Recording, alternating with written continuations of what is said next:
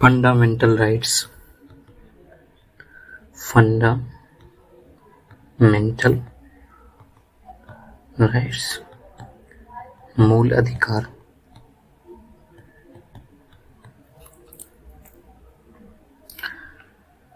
मूल अधिकार की आवश्यकता क्यों है? क्योंकि ये व्यक्ति के पूर्ण मानसिक, भौतिक और नैतिक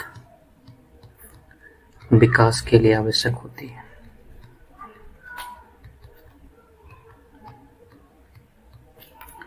दूसरा जो है, ये संविधान में उल्लेखित रहता है, तो इससे जो है संविधान द्वारा रक्षित भी कह सकते हैं, इसकी रक्षा की जाती है।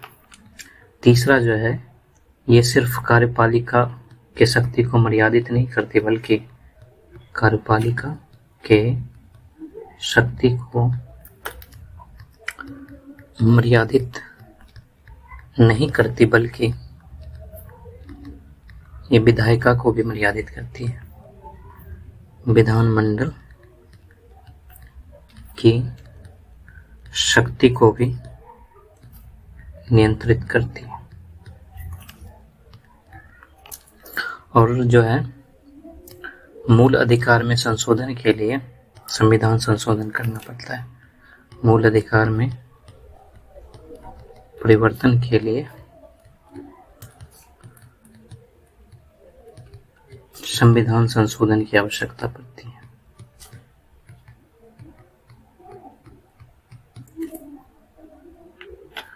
भारत में इसकी आवश्यकता क्यों है? भारत में मूल अधिकारों की आवश्यकता, मूल अधिकारों की आवश्यकता,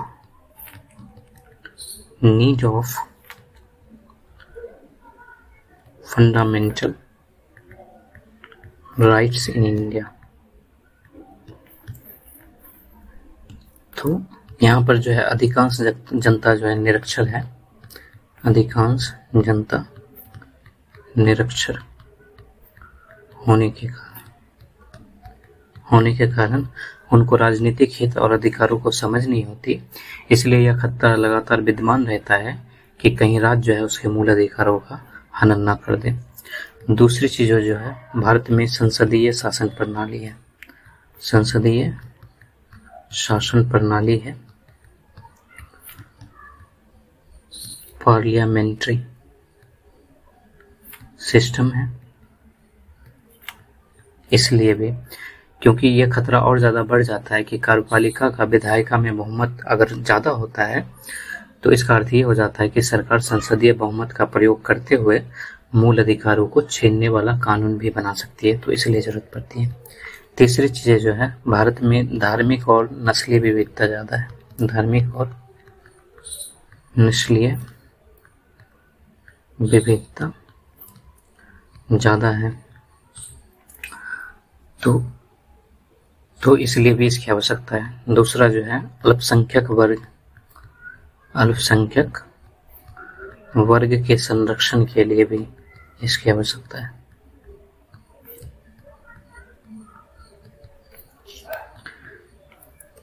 इसके अलावा जो है, जैसे कि भारतीय समाज में जो दलित हैं, आदिवासी हैं या स्त्री हैं, ये लंबे समय तक शोषण इनका किया गया,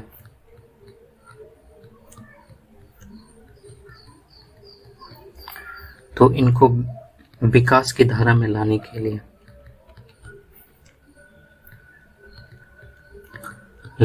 लिए भी जो है मूल अधिकारों की भारत में आवश्यकता है। अब भारतीय संविधान द्वारा प्रदत्त मूल अधिकार कौन कौन है?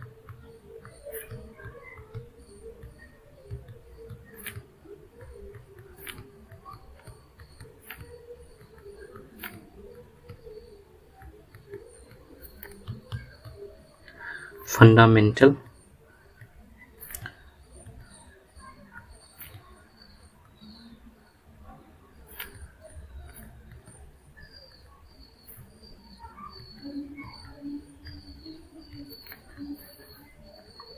इसमें जो है भारतीय संविधान में अनुच्छेद 12 से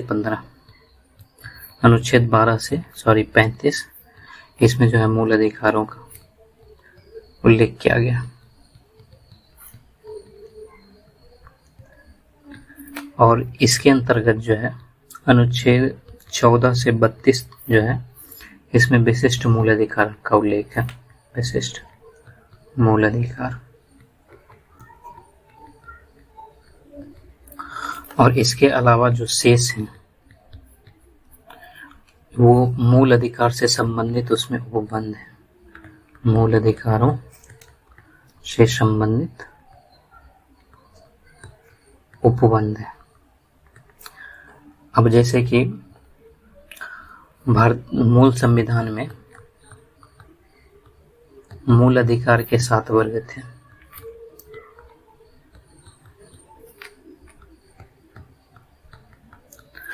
और 44वें संविधान संशोधन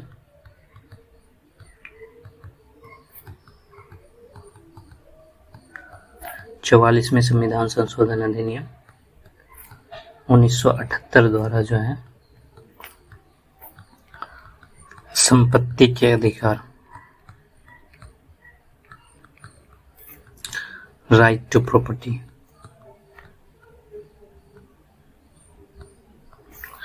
इसको मूल अधिकार की श्रेणी से हटा दिया गया।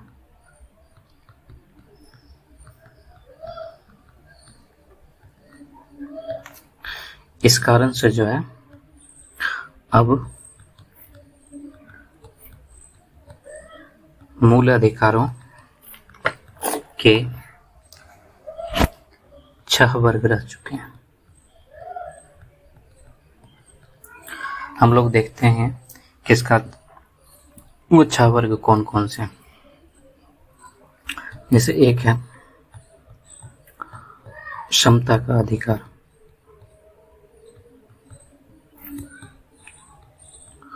राइट टू इक्वालिटी, ये अनुच्छेद 14 से 18 है। इसके अंतर्गत जो है अनुच्छेद 14 में, जैसे कि हम लोग एक एक अनुच्छेद लें, अनुच्छेद 14 में इसमें जो है विधि के समक्ष समता, विधि के समक्ष समता यानी equality before law, equality before law और विधियों के समान संरक्षण, विधियों के समान संरक्षण, इक्वल प्रोटेक्शन ऑफ लॉज, ये अधिकार दिया गया है। अनुच्छेद 15 में धर्म, मूल वंश, मूल वंश का मतलब रेश, धर्म, मूल वंश, जाति, लिंग या जन्म स्थान के आधार पर, जन्म स्थान के आधार पर विभेद का प्रतिषेध, विभेद मतलब डिस्क्रिमिनेशन का प्रतिषेध।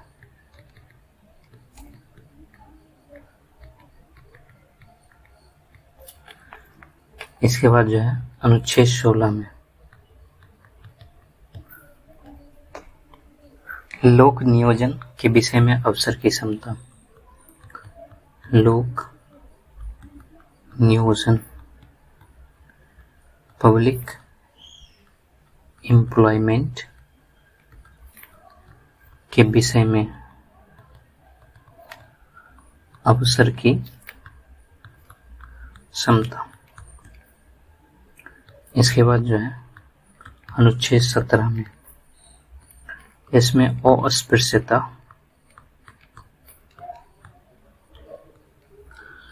अनटचेबिलिटी का उन्मूलन,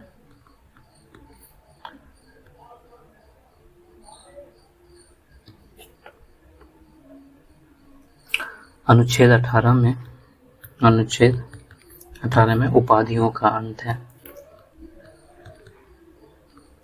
उपाधियों का अंत है। उसके बाद हमारा अगला है स्वतंत्रता का अधिकार,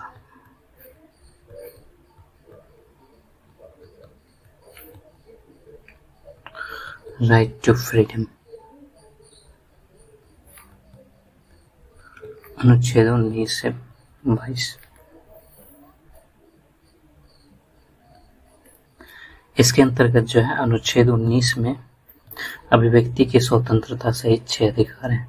अभिव्यक्ति की स्वतंत्रता सहित 6 अधिकार। और इसमें पहला क्या है? पहला है भाषण एवं अभिव्यक्ति की स्वतंत्रता, भाषण एवं अभिव्यक्ति की स्वतंत्रता।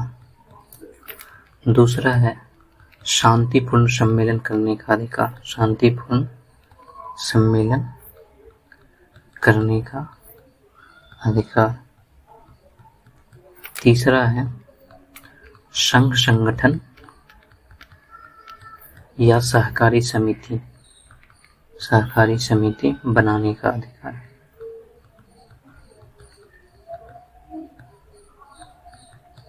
चौथा है भारत में कहीं भी आवाज संचरण करने का अधिकार, कहीं भी आवाज संचरण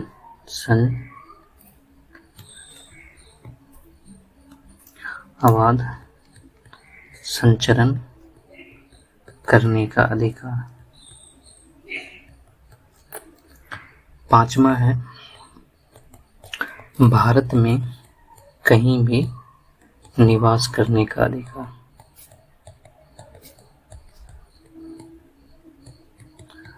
और छठा है कोई भी वृत्ति का मतलब प्रोफेशन, कोई भी वृत्ति, व्यापार, बिजनेस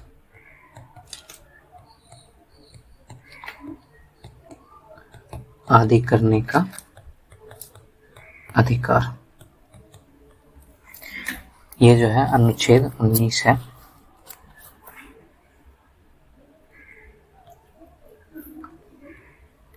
अनुच्छेद 20 हम लोग देखते हैं। अनुच्छेद 20 में जो है अपराधों के लिए दोष सिद्धि के संबंध में संरक्षण का अधिकार है। अपराधों के लिए दोष सिद्धि के संबंध में संरक्षण।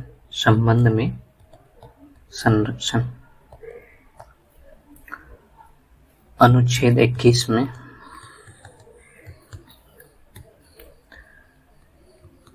प्राण एवं दैहिक स्वतंत्रता का अधिकार है, प्राण एवं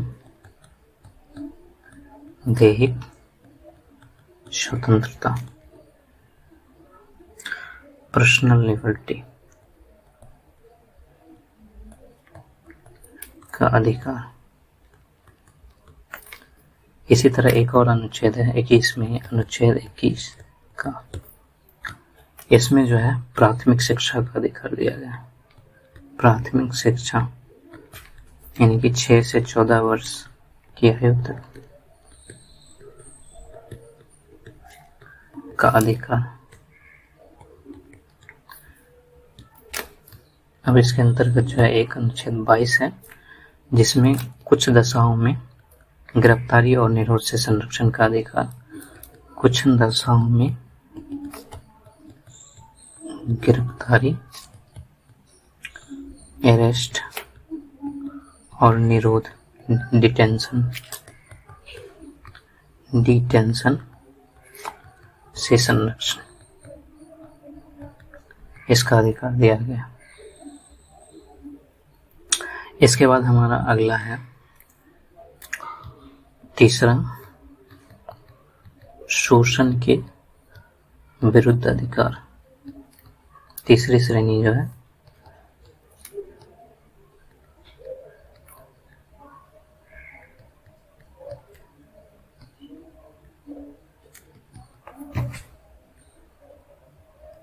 इसमें अनुच्छेद जो है वो 23 से 23 और 24।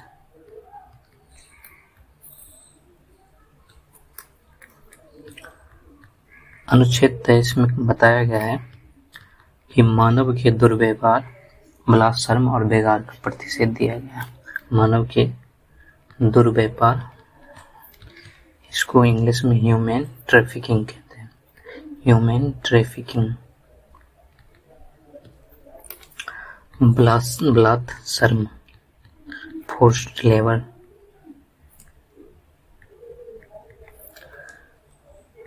तथा बेगार का प्रतिषेध, इसका अधिकार दिया गया। अनुच्छेद 24 में कारखानों आदि में बच्चों के नियोजन का प्रतिषेध, बच्चों के नियोजन का प्रतिषेध। अगला है धर्म की स्वतंत्रता का अधिकार।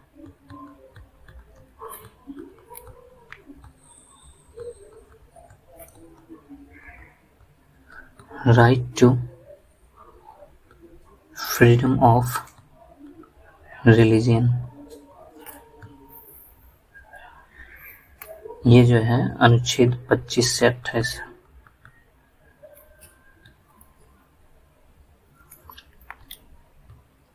अनुच्छेद 25 में अंतःकरण, कॉन्साइंस, अंतःकरण की स्वतंत्रता और धर्म को अबाध रूप से मानने, अबाध रूप से मानने, आचरण और प्रचार करने, आचरण और प्रचार करने की स्वतंत्रता।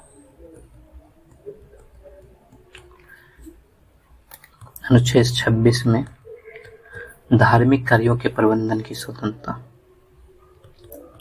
धार्मिक कार्यों के प्रबंध की स्वतंत्रता है। अनुच्छेद 27 में किसी भी धर्म के अभिवृद्धि के लिए कर नहीं देने की स्वतंत्रता, किसी भी धर्म की अभिवृद्धि के लिए कर नहीं देने की स्वतंत्रता।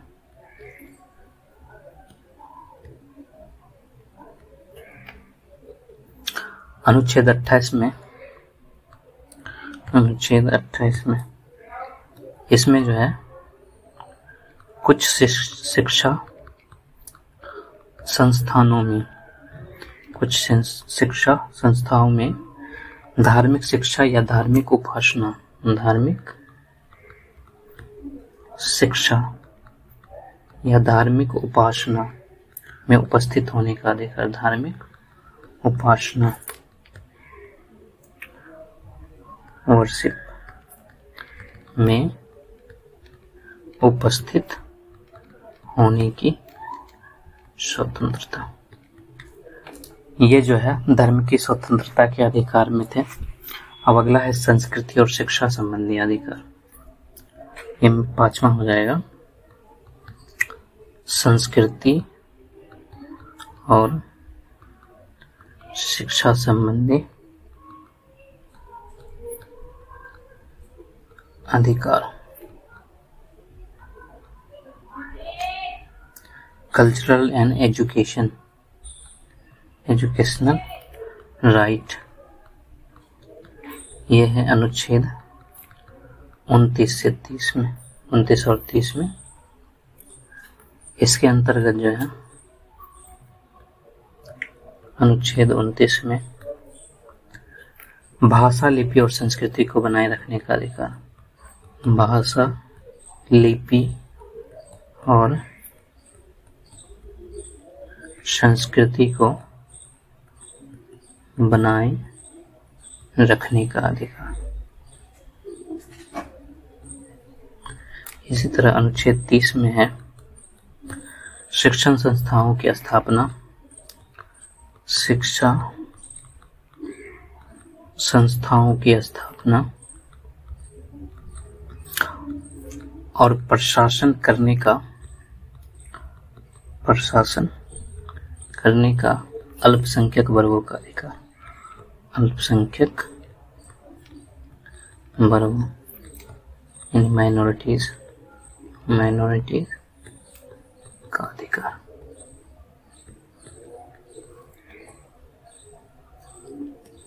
इसके बाद जो है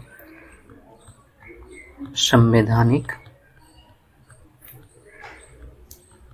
उपचारों का अधिकार।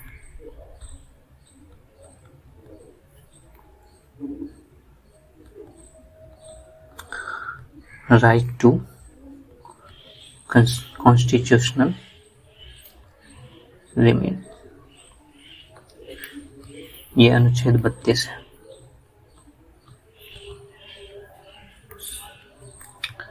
अनुच्छेद 32 में कहा गया है कि संवैधानिक उपचारों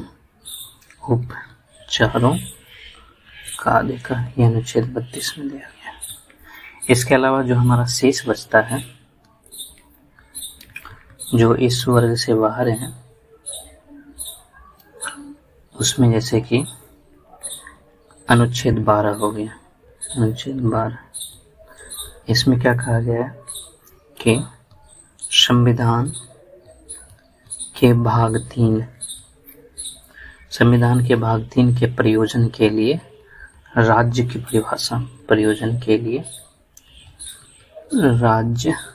की परिभाषा। इसके बाद एक अनुच्छेद 13 हो जाएगा। इसमें कहा गया है संविधान पूर्व एवं संविधान पश्चात। संविधान पूर्व या संविधान पश्चात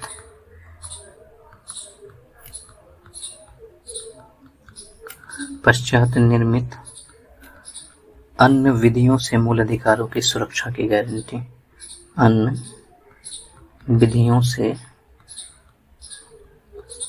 मूल अधिकारों की सुरक्षा की गारंटी, यह अनुच्छेद 13 में दिया गया। उसके बाद बन जाता है हमारा 14 से 18 से 32 तक हो गया लगातार। फिर अनुच्छेद 33 बन जाता है। अनुच्छेद 33 में जो है सेना, पुलिस, सुरक्षा बलों, आसूचना, इंटेलिजेंस, संगठनों आदि के मूल अधिकारों को सीमित करने की संसद की शक्ति। सीमित करने की संसद की शक्ति। अनुच्छेद 34 में, इसमें जो है सेना विधि लागू होने की स्थिति में मूल अधिकार को सीमित करने की संसद की शक्ति। तो सेना विधि यानी जिसको मार्शल लॉ कहा जाता है,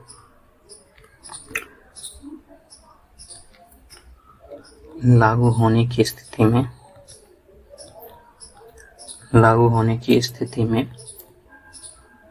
मूल अधिकारों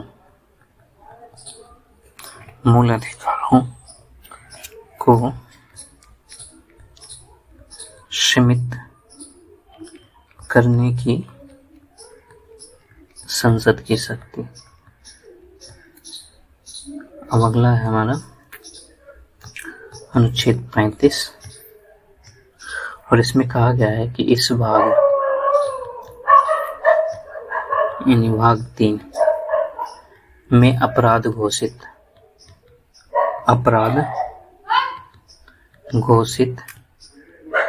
किए गए कार्यों के लिए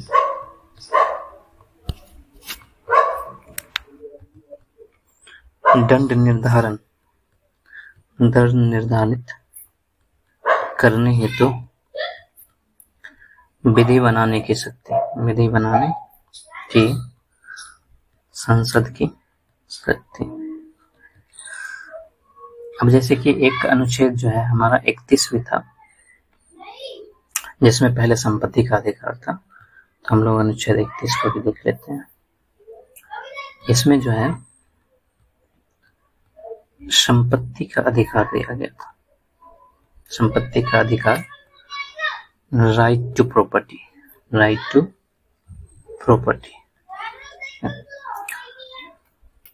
और ये 7वां अधिकार था, और इसको जो है 44 में संविधान संशोधन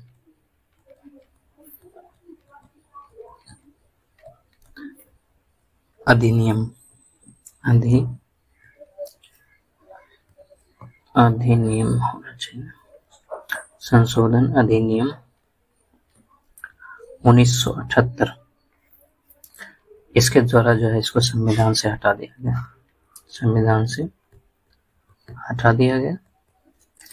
और इसके हटाने की वजह से जो है अनुच्छेद 31(1) और अनुच्छेद 31(2) इसका विलोपन कर दिया गया, विलोपन हो गया। और इसके बाद जो है, इसके विलोपन के बाद जो है अब अनुच्छेद 31 क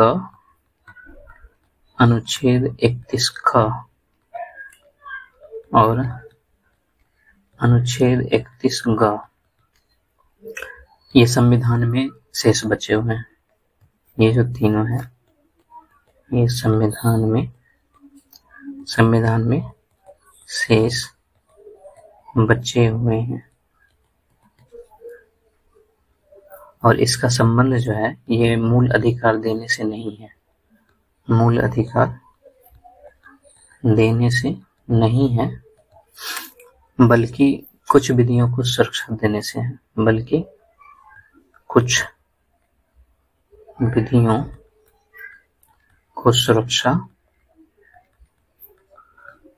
प्रदान करने से।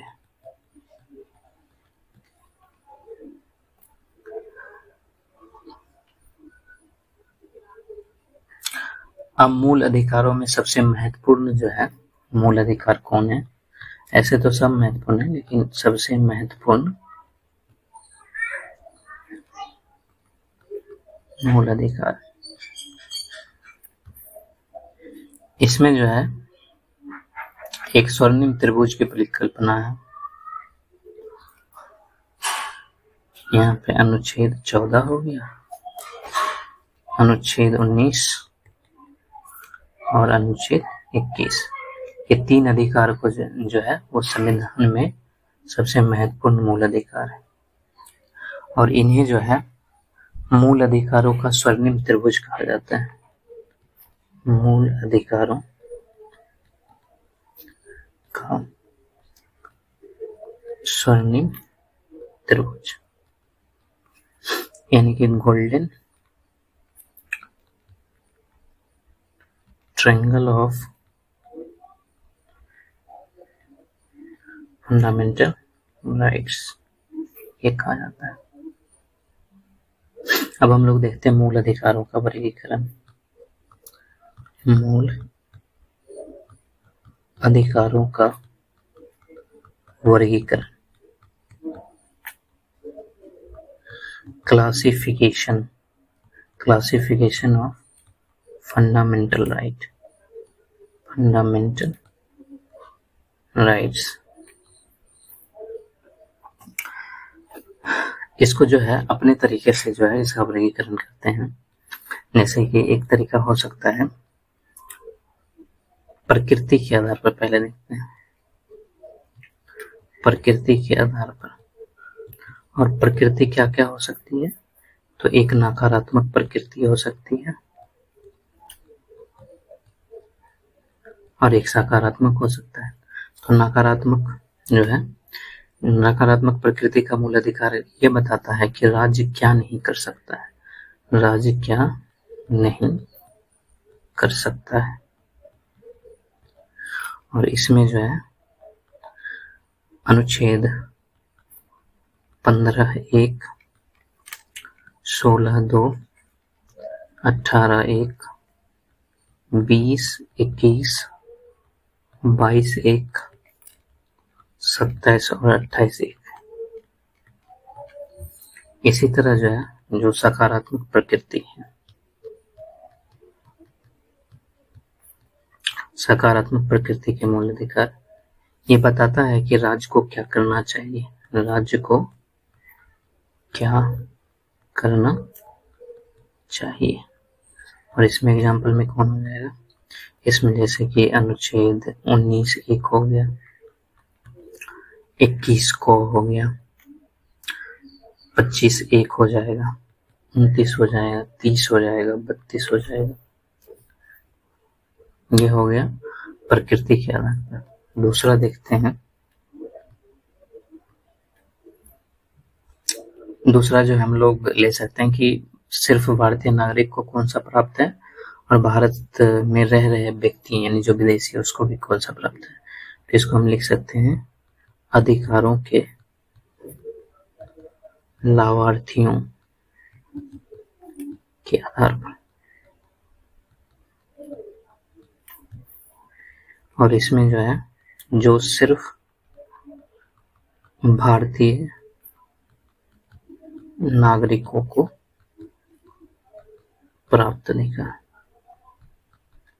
और इसके अंतर्गत कौन सा हो जाएगा, तो 15, 16, 19, 29 और 30 जो है ये प्राप्त है। इसके अलावा जो दूसरा जो है, भारत में रह रहे व्यक्ति यानी कि नागरिक प्लस गैर नागरिक भी, तो इसको कौन सा प्राप्त है, तो इसको जो है 14, 20, 21, 21 का, ठीक है, 22, 23, 24, 22, 23, 24, 25 हो जाएगा, 26 भी हो जाएगा, 27 भी हो जाएगा और 28 भी हो जाएगा, इसको प्राप्त है। उसके बाद जो हम देखते हैं कि राज्यों की शक्ति को सीमित करने वाला अधिकार और राज्य के साथ साथ प्राइवेट व्यक्ति की शक्ति को भी सीमित करने वाला अधिकार। तो तीसरा हम ले सकते हैं विस्तार की दृष्टि से, विस्तार की दृष्टि से, यानी सिर्फ राज्य की शक्ति को सीमित करने वाला अधिकार,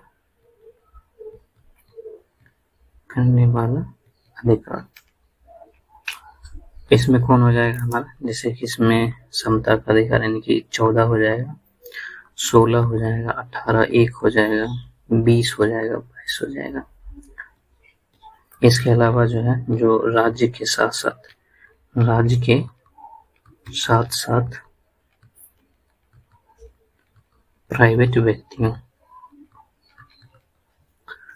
व्यक्तियों की शक्ति को सीमित करने वाला अधिकार, सीमित करने वाला अधिकार। इसमें जो है 15, 2, 17, 18, 3, 4, इसके अलावा 23, 17 और 24 हो जाएगा। इसके अलावा जो है, देखते हैं कि वे अधिकार जिसकी सीमाएं उनके साथ स्पष्ट रूप से वर्णित है और जिसकी सीमाएं साफ तौर पे वर्णित नहीं है उसमें कैटेगरी करते हैं। तो जो है चौथा हम लोग करते हैं, चौथा या पांचवा होगा, चौथा होगा सीमाओं की दृष्टि से,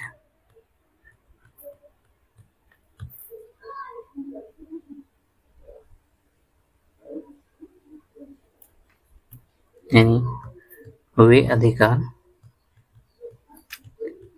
जिनकी सीमाएं उनके साथ स्पष्ट रूप से वर्णित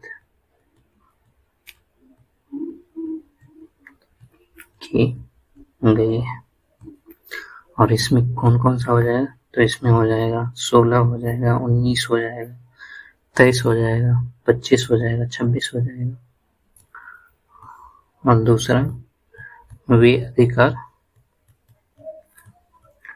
जिनकी सीमाएं साफ तौर पर व्यक्त नहीं की गई है।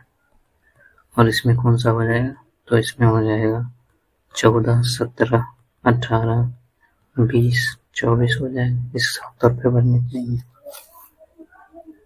अब देखते हैं वो अधिकार जो संविधान के साथ स्वतः लागू हो जाता है, और वैसा अधिकार जिसको लागू करने के लिए संसद को जो है विशेष कानून बनाना पड़ता है।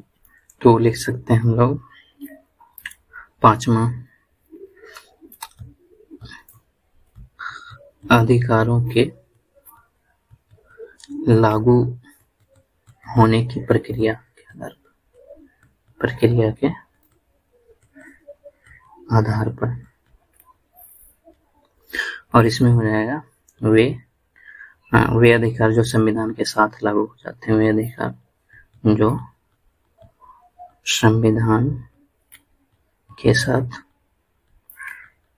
स्वतः ही लागू हो जाते हैं। और इसमें हमारा हो जाएगा अनुच्छेद 14, 19, 20 हो जाएगा। इसके अलावा दूसरा जो है, वे अधिकार जिन्हें लागू करने के लिए संसद को विशेष कानून बनाना पड़ता है।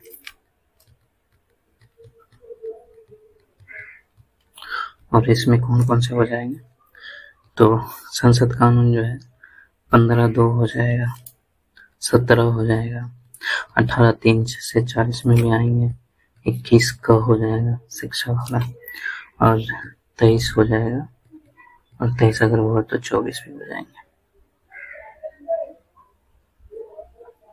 उसके बाद देखते हैं कि कार्यपालिका और विधायिका को नियंत्रित करने वाला अधिकार, उसके आधार पर। तो हमारा 6 हो जाएगा, कार्यपालिका तथा विधायिका की शक्ति को कार्यपालिका तथा विधायिका पर लागू होने की दृष्टि से, विधायिका पर लागू होने की दृष्टि से। अब इसमें हम लोग ले सकते हैं कि जो सिर्फ कार्यपालिका की शक्तियों को मर्यादित करने वाला अधिकार। और इसमें क्या हो सकता है, इसमें सिर्फ एक ही होगा, 21 हो सकता है, अनुच्छेद 21। और सर्वोच्च न्यायालय की व्याख्या जो है इसमें अनिवार्य हो जाएगी। फिर दूसरा जो है, कार्यपालिका के साथ साथ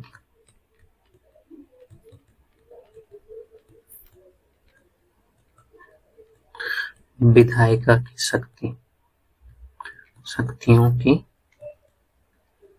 शक्तियों को मर्यादित करने वाले अधिकार। अब इसमें ढेर सारा हो जाएगा। और कौन कौन से मर्यादित करता है, तो कार्यपालिका और विधायिका दोनों को करना है, तो 15 हो जाएगा। फिर 17 को भी लिया जा सकता है, 20 हो सकता है, उपाधियों का अंत 18 भी हो सकता है, और 24 हो सकता है।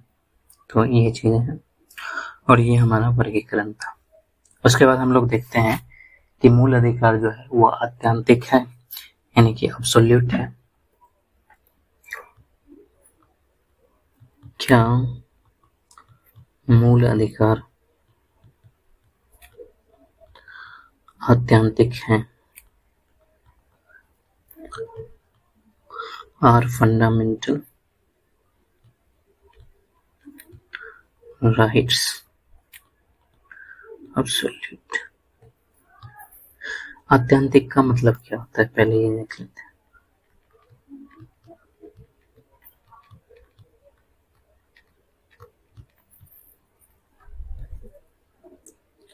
इसका अर्थ होता है किन्हीं भी सीमाओं या मर्यादाओं से बंधे ना होना, किन्हीं भी सीमाओं या मर्यादाओं, यानी कि लिमिटेशंस और रिस्ट्रिक्शन, यानी उस पर कोई भी लिमिटेशन या रिस्ट्रिक्शंस नहीं होना चाहिए, से ना बंधे होना। तो इसका मतलब ये है कि मूल अधिकार पे जो है कोई लिमिटेशन या रिस्ट्रिक्शन है, हमको इसकी जानकारी चाहिए। तो अधिमूल अधिकार जो है, अधिमूल अधिकार बिना किसी नियंत्रण या निर्बंधन यानी रिस्ट्रिक्शन के दिए जाए, ठीक है, उस पर कोई रिस्ट्रिक्शन नहीं है तो उसे आत्यंतिक कहा जाएगा।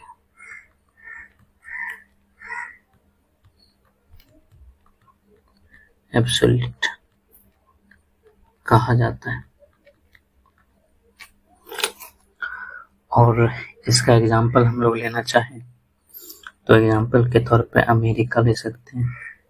अमेरिका के संविधान में जो मूल अधिकार है, हमारे भारत में नहीं है, अमेरिका के संविधान में जो मूल अधिकार है वो आत्यंतिक पहले था, आत्यंतिक था यानी एब्सोल्यूट था, ठीक है।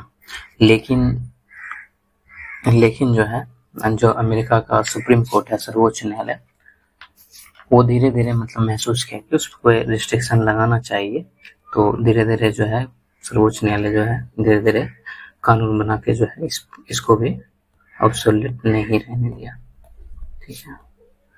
अब आत्यंतिक नहीं, शुरू में आत्यंतिक था, उसमें कोई रिस्ट्रिक्शन नहीं था। इसी तरह अगर हम लोग इंग्लैंड की बातें करें, ठीक है, इंग्लैंड में तो यहाँ मूल अधिकार जो है वो एकदम कमजोर स्थिति में है। मूल अधिकार, क्योंकि वहां पर संसद जो है प्रभावी है, मूल अधिकार एकदम कमजोर स्थिति में, क्योंकि लिखित संविधान भी नहीं है, ये भी कहा जा सकता है। और वहां की संसद इतनी शक्तिशाली है कि वो कोई भी अधिकार को, यानी कि किन्हीं भी अधिकार को किन्हीं भी सीमाओं तक मर्यादित कर सकती है। और इंग्लैंड में जो है लिखित संविधान है नहीं, इसलिए मूल अधिकारी को संवैधानिक गारंटी मिलने का वहां पर प्रश्न भी पैदा नहीं होता है।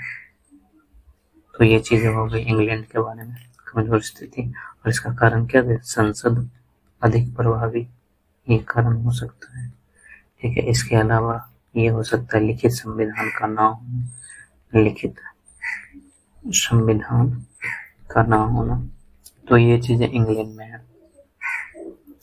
लेकिन जहां पर भारतीय संविधान का प्रश्न है, ठीक है, भारतीय संविधान का, तो यहाँ पर ये ध्यान रखा गया कि मूल अधिकारों के साथ जो है युक्तियुक्त निर्बंधन भी दिए जाए, यानी कि युक्तियुक्त निर्बंधन यानी रीजनेबल रिस्ट्रिक्शन, ये भी स्पष्ट किया गया है साथ ही साथ, यानी कि इस पे रिस्ट्रिक्शंस लगाए गए हैं भी स्पष्ट कर दिए हैं, और जिससे जो है ये व्यक्ति के मूल अधिकारों को सीमित करता है, व्यक्तियों के मूल अधिकारों को सीमित करते हैं। और साथ ही साथ जो है यह ध्यान रखना जरूरी है कि कौन सा निर्बंधन या युक्तियुक्त है और कौन सा जो है युक्तियुक्त नहीं है, उसका अंतिम फैसला जो है, यानी कि उसका अंतिम व्याख्या जो है वो सर्वोच्च न्यायालय करेगा, ये किया जाएगा। यानी कि संविधान के निर्वचन करने की जो शक्ति है वो न्यायपालिका के अधीन रखा गया है। अब जो हम देखते हैं कि मूल अधिकारों में निर्बंधन और निलंबन क्या है। मूल अधिकारों में निलंबन एवं निर्बंधन, restrictions and suspensions of fundamental rights। मूल अधिकारों में निलंबन और निर्बंधन क्या है। निलंबन का अर्थ क्या है। निलंबन का अर्थ है कि विशेष स्थितियों में मूल अधिकारों को नागरिक से वापस लेने की राज्य की शक्ति। विशेष स्थितियों में मूल अधिकारों यानी राज्य के द्वारा वापस ले लिया जाएगा। मूल अधिकारों को नागरिकों से वापस लेने की राज्य की शक्ति। ठीक है। और निर्बंधन क्या है। और ये जो है जैसे कि भारतीय संविधान में ये प्रायः अस्थायी होता है और अगर परिस्थिति सामान्य हो गया है तो वो वापस जो है नागरिक को मिल जाते हैं। ठीक है। और जहां पर निर्बंधन है इसका अर्थ क्या है कि राज्य के पास विशेष स्थितियों में मूल अधिकारों को सीमित करने की शक्ति। विशेष स्थितियों में मूल अधिकारों को सीमित, इसमें वापस नहीं लिया जाता, सीमित किया जाता है, सीमित करने की शक्ति। यह अमेरिका के संविधान में मूल अधिकारों का निलंबन या निर्बंधन जो है उसकी कोई व्यवस्था नहीं थी, किंतु भारतीय संविधान सभा यह जानती थी कि भारत में राष्ट्र निर्माण की प्रक्रिया के सुचारू रूप से चलने के लिए जरूरी है कि कुछ विशिष्ट परिस्थितियों में मूल अधिकारों को निलंबित या निर्बंधित करने की शक्ति राज्य के पास होना चाहिए। इसलिए भारतीय संविधान में जो है ऐसी स्थिति का स्पष्ट उल्लेख किया गया। वो स्थिति क्या है, जैसे कि हम पहले लें तो जैसे है कि मूल अधिकारों में, क्योंकि कुछ मूल अधिकारों में स्पष्ट लिखा गया है, स्पष्ट दिए गए युक्तियुक्त निर्बंधन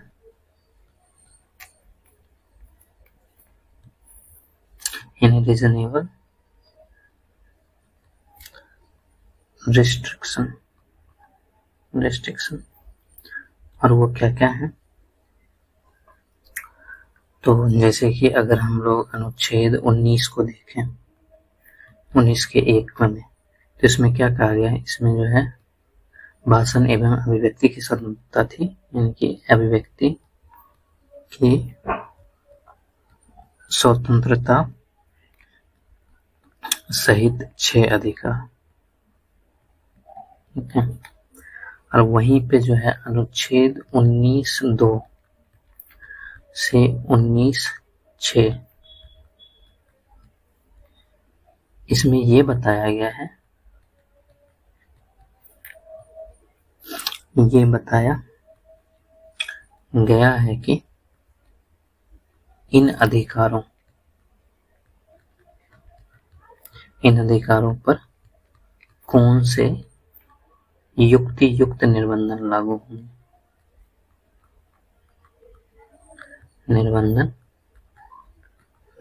होंगे। इसी तरह हम लोग देखें तो अनुच्छेद 25 में भी युक्तियुक्त निर्बंधन की व्यवस्था है। तो ये हो गया जिसमें साफ तौर पे दिया गया है। इसी तरह जो है हम लोग अनुच्छेद 31 क ग इसमें जो है कुछ सीमाएं दी गई है, निर्दिष्ट सीमाएं। इस सीमाओं को देखते हैं। जैसे कि मूल संविधान में जो है अनुच्छेद क ख ग जो है वो विद्यमान नहीं था, ये नहीं था विद्यमान। तो इसको जो है 25वें संविधान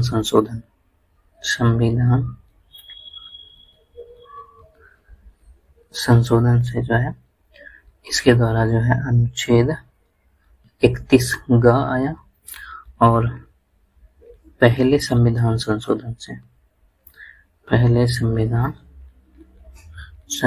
से जो है वो अनुच्छेद 31 क और अनुच्छेद 31 ख आया।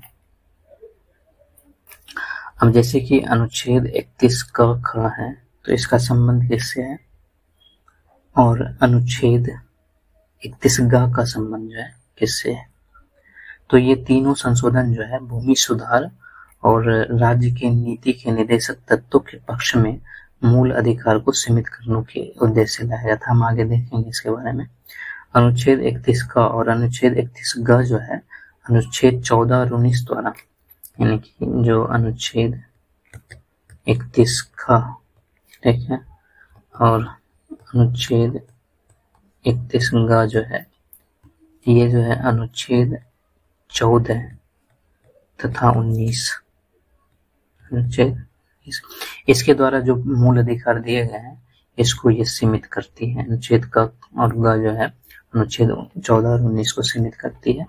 और उसके बाद जो अनुच्छेद 31 ख है ये सभी मूल अधिकारों को सीमित करती है, सभी मूल अधिकारों को सीमित करती है। तो ये चीजें था।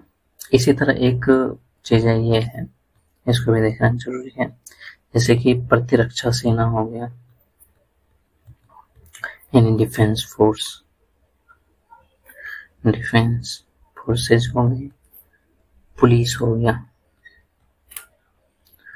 यानी इस तरह के जो संगठन हैं, संगठनों के सदस्यों के संबंध में,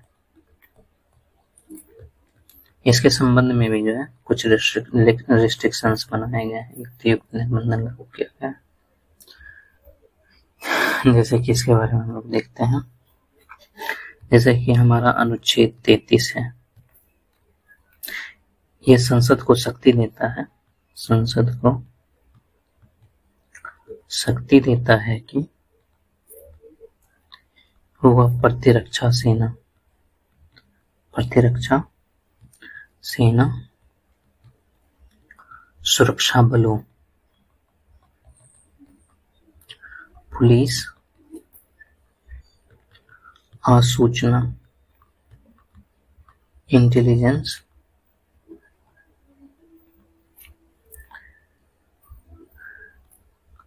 तथा दूरसंचार यानी टेलीकम्युनिकेशन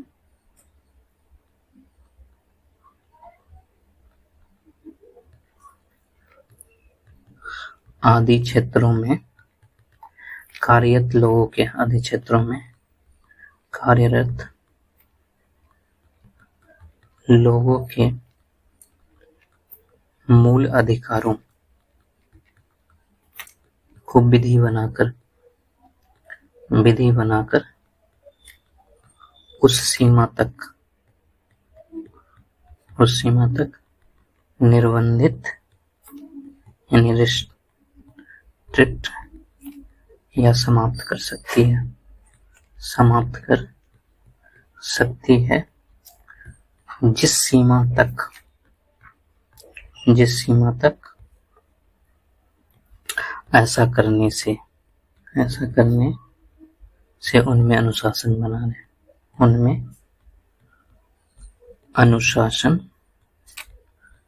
बना रहे और वे अपने कर्तव्यों का समुचित निर्वहन करें, कर्तव्यों का समुचित निर्वहन कर सकें। ये जो है अनुच्छेद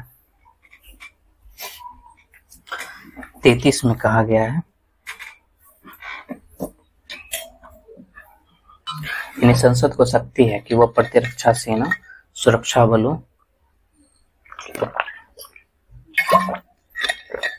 पुलिस और सूचना तथा दूरसंचार आदि क्षेत्रों में कार्यरत लोगों के मूल अधिकारों को विधि बनाकर उस सीमा तक निर्बंधित या समाप्त कर सकती है जिस सीमा तक ऐसा करने में उनमें अनुशासन बना रहे और वो अपने कर्तव्यों का समुचित निर्वहन कर सके।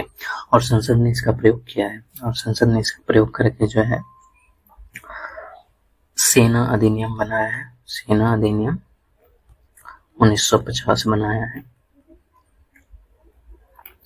यानी आर्मी एक्ट 1950 बनाया है। इसी तरह जो है वायुसेना अधिनियम बनाया है, वायुसेना अधिनियम बनाया है, ये भी 1950 का है, यानी ये हो जाएगा एयरफोर्स एक्ट 1950। और पानी के लिए जो है नौसेना अधिनियम बनाया है, लेकिन इसका साल जो अलग था, ये 1957 में था। नेवी एक्ट 1957 ये बनाया है।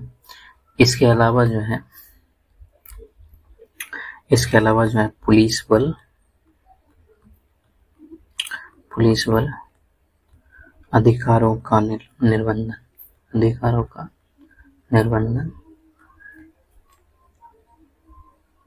अधिनियम, यह 1966 का अधिनियम है। और इसको जो है पुलिस फोर्स एक्ट कहा जाता है। Police forces restrictions of rights act 1966।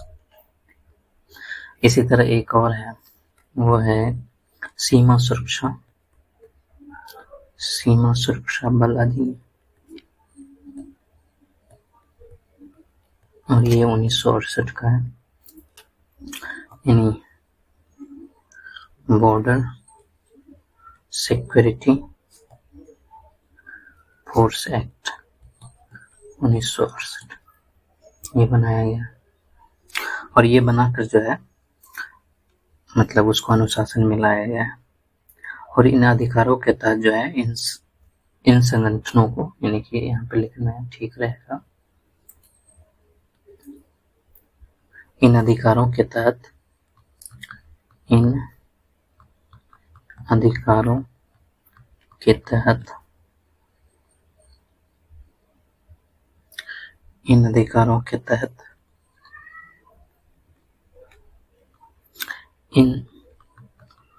संगठनों के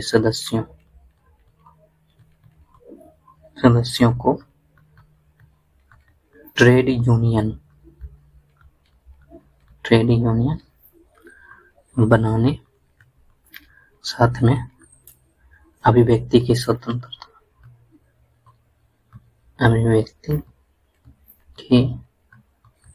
स्वतंत्रता आदि के अधिकार से वंचित किया गया। आदि के अधिकारों से वंचित किया गया है।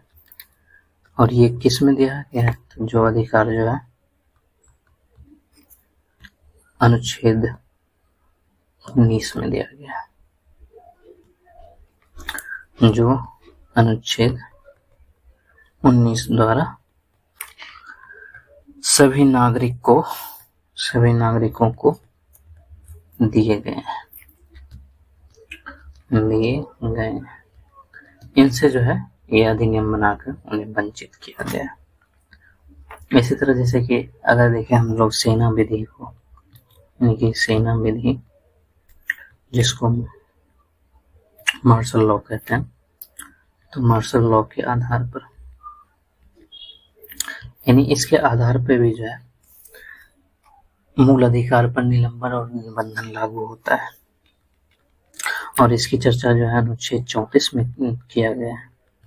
और इसमें क्या कहा गया है कि संसद को शक्ति प्रदान करता है। अनुच्छेद 34 जो है संसद को शक्ति प्रदान करता है कि यदि भारत के किसी क्षेत्र में सेना विधि यानी मार्शल लॉ लागू हो तो संसद विधि द्वारा मूल अधिकारों पर पूर्णतः या अंशतः निर्बंधन आरोपित कर सकती है। पूर्णतः या अंशतः निर्बंधन क्या हो जाएगा? रिस्ट्रिक्शन आरोपित कर सकती है। और ये इससे क्या हो जाता है? इससे ये हो जाता है कि सेना विधि जब कहीं लागू होती है, सेना विधि के परिवर्तन के साथ ही मूल अधिकार निलंबित हो जाते हैं। मूल अधिकार निलंबित यानी सस्पेंड हो जाते हैं तथा नागरिक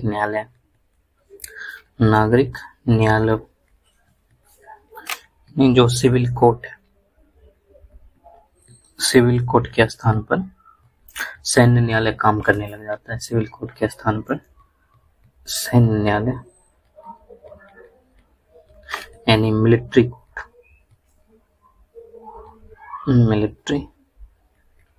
कोर्ट्स काम करने लगते हैं। लेकिन इसके लिए संसद ये कर सकती है कि अगर वो क्षतिपूर्ति अधिनियम बनाती है, ठीक है, क्षतिपूर्ति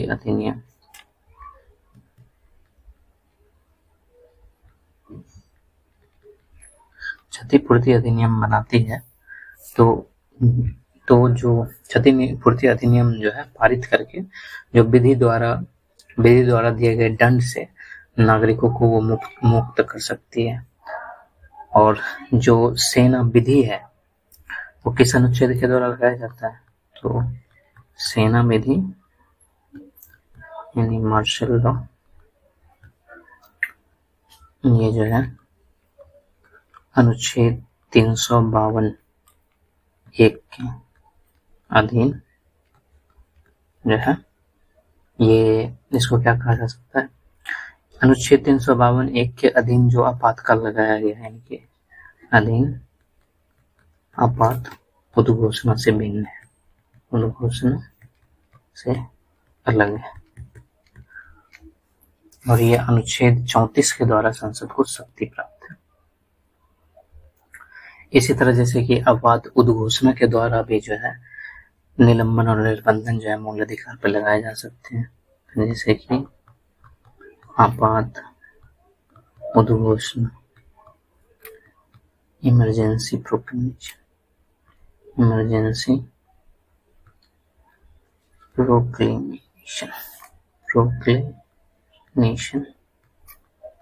के माध्यम से, इसके माध्यम से भी लगाया जा सकता है।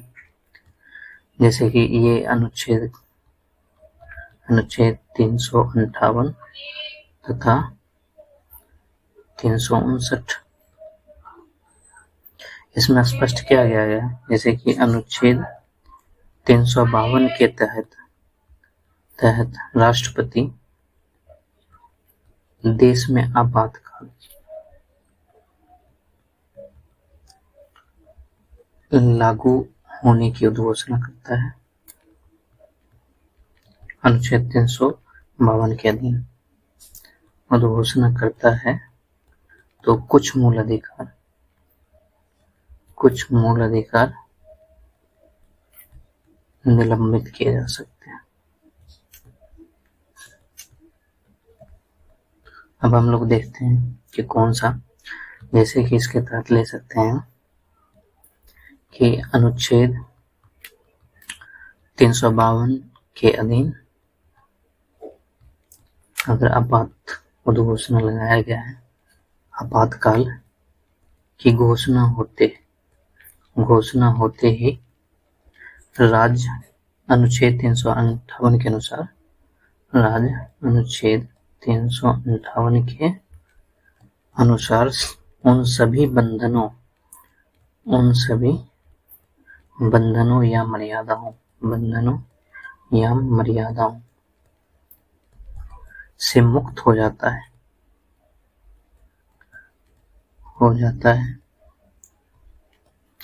जो अनुच्छेद 19 यानी कि जो अभिव्यक्ति की स्वतंत्रता है, अनुच्छेद 19 में अभिव्यक्ति की स्वतंत्रता में बताई गई है। और इस स्थिति में जो है अनुच्छेद 19 निलंबित हो जाता है।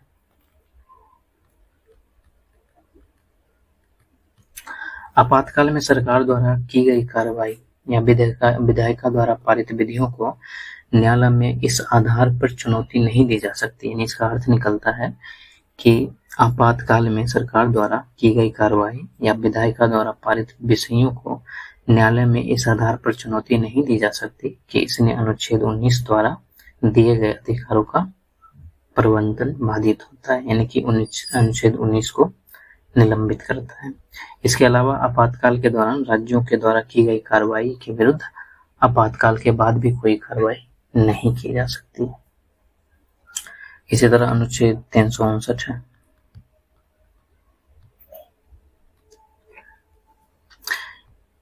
अनुच्छेद 359 जो है यह राष्ट्रपति को शक्ति देता है। राष्ट्रपति को शक्ति दी गई है कि वह संविधान के भाग 3 में उल्लेखित मूल अधिकारों को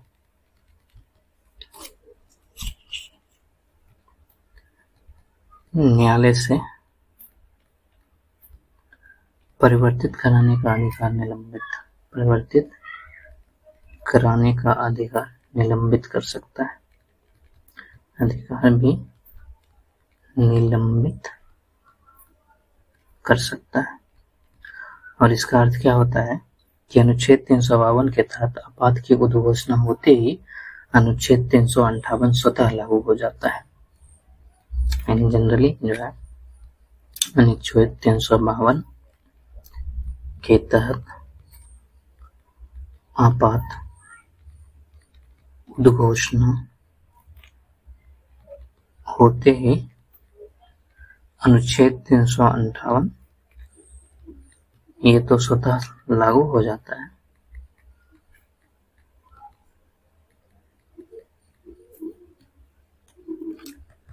किंतु अनुच्छेद 359 तभी लागू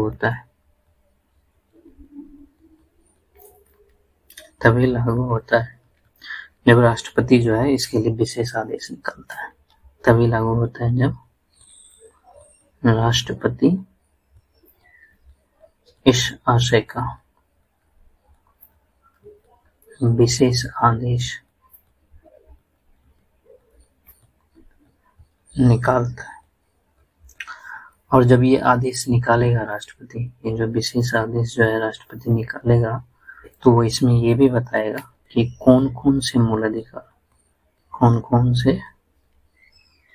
अधिकार का परिवर्तन न्यायालय से नहीं होगा, न्यायालय से नहीं कराया जा सकता। अब जो है जैसे कि 44वें संविधान संशोधन 1978 के द्वारा भी जो है बहुत सारे ऐसे प्रावधान किए गए थे, ठीक है, जिससे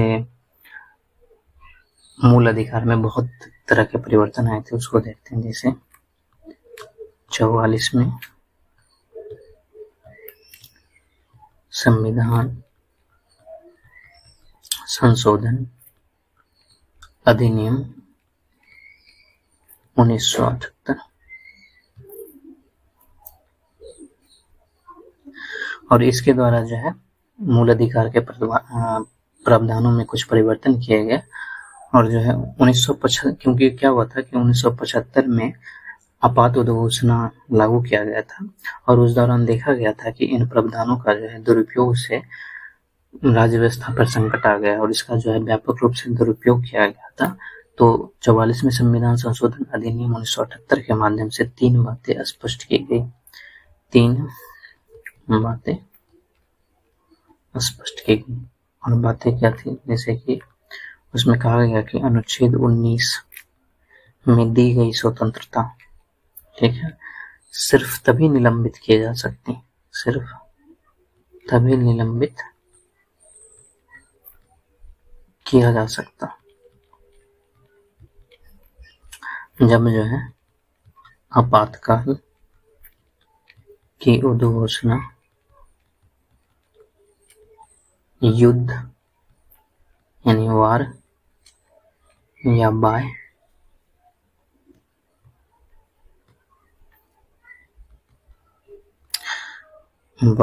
आक्रमण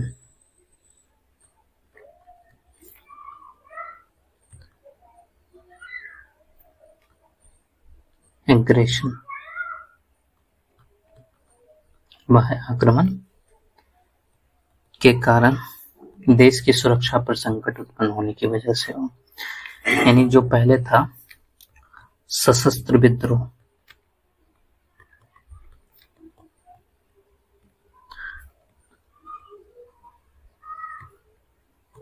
सशस्त्र विद्रोह के आधार पर अनुच्छेद 19 निलंबित नहीं किया जा सकता, निलंबित नहीं किया जाएगा। एक बात ये थी, क्योंकि 1975 में जो है वो सशस्त्र विद्रोह के आधार पर जो है आंतरिक अशांति के आधार पर जो है आपातकाल लागू किया गया था। तो इसमें जो है यह स्पष्ट किया गया है, क्योंकि मूल संविधान में अगर हम लोग देखें कि मूल संविधान में क्या था, तो मूल संविधान में जो है आपातकाल लागू होने के 3 आधार थे, 3 आधार आपातकाल लागू होने के, और इसमें कौन था, एक था युद्ध था, वार, दूसरा जो है बाह्य आक्रमण था,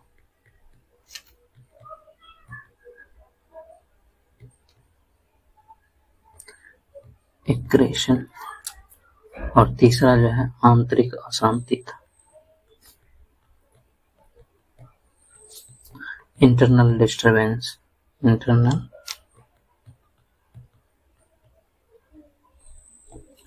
डिस्टरबेंस था। और जो 44वें संविधान संशोधन है, 44वें संशोधन द्वारा जो है आंतरिक अशांति को हटा दिया गया, आंतरिक अशांति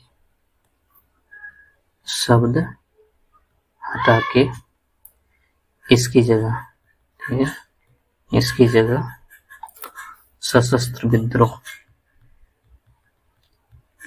इसकी जगह सशस्त्र विद्रोह,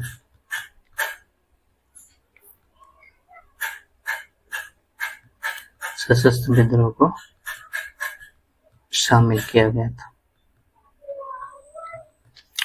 और ऐसा क्यों किया गया था, तो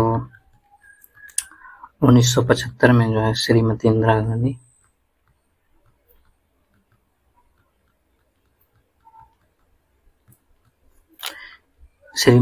गांधी की सरकार जो है आंतरिक अशांति को आधार बनाकर, आंतरिक अशांति को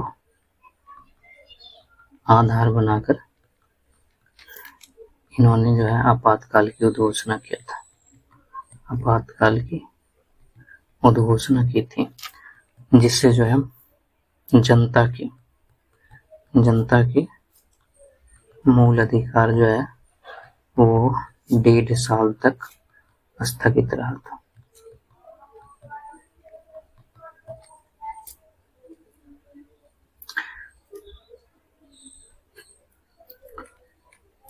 दूसरी बात जो है 44वें संविधान संशोधन से यह स्पष्ट किया गया कि अनुच्छेद 359 के तहत राष्ट्रपति को यह शक्ति अब नहीं है कि वह अनुच्छेद 20 और 21 को निलंबित कर सके।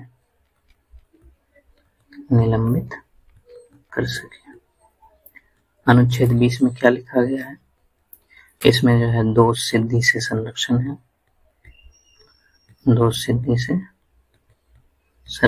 है, और अनुच्छेद 21 में जो है प्रांत तथा दैहिक स्वतंत्रता का अधिकार है। प्रांत तथा दैहिक स्वतंत्रता संरक्षण, प्रांत दैहिक स्वतंत्रता का अधिकार और इसकी गारंटी जो है देता है। तो ये जो है 44वें संविधान संशोधन से ये बातें स्पष्ट की गई थी। और तीसरी बातें क्या स्पष्ट किया गया था कि आपातकाल की उद्घोषणा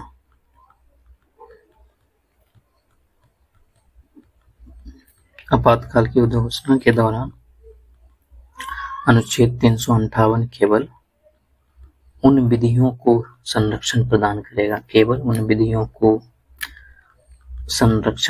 करेगा जिनका सीधा संबंध आपात की उद्घोषणा के साथ है, जिनका सीधा संबंध आपात की उद्घोषणा के साथ हो। इसका अर्थ यह है कि उस विधि में यह कथन होना चाहिए कि यह विधि आपात से संबंधित है। शेष विधियों को आपातकाल में न्यायालय में चुनौती नहीं दी जा सकेगी। यह जो है 44वें संविधान संशोधन से था। अब हम लोग ये देखते हैं कि संविधान संशोधन द्वारा जो है यानी कि कॉन्स्टिट्यूशनल अमेंडमेंट द्वारा मूल अधिकारों का निलंबन व निर्बंधन, क्योंकि संविधान संशोधन द्वारा जो है भी है मूल अधिकारों पर निलंबन या निर्बंधन जो है लागू किया जा सकता है। और भारतीय संसद ने कई बार संविधान संशोधन के माध्यम से भी मूल अधिकारों को निर्बंधित करने की कोशिश की, लेकिन जो है सर्वोच्च न्यायालय वहां पर हावी हो जाता है और वो फिर जो है मूल ढांचे का जो सिद्धांत है उसको देखता है। और वर्तमान स्थिति यह है कि संसद मूल अधिकारों को संशोधन के माध्यम से सीमित कर सकती है, पर कोई संशोधन यदि संविधान के मूल ढांचे को प्रभावित करता है तो न्यायालय उसे असंवैधानिक घोषित कर सकती है। और संसद ने अपनी इसी शक्ति का प्रयोग करके जो है जो संपत्ति का अधिकार ये अनुच्छेद 31 में था, इसको जो है मूल अधिकार के सूची से बाहर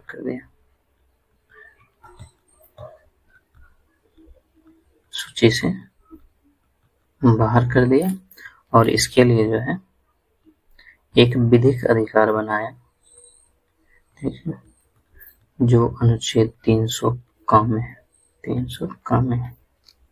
इसके अलावा कुछ अन्य मूल अधिकार में भी संशोधन करके कुछ निर्बंधन आरोपित किए गए हैं। अब हम लोग देखते हैं क्या मूल अधिकार में संशोधन हो सकता है। क्या मूल अधिकारों में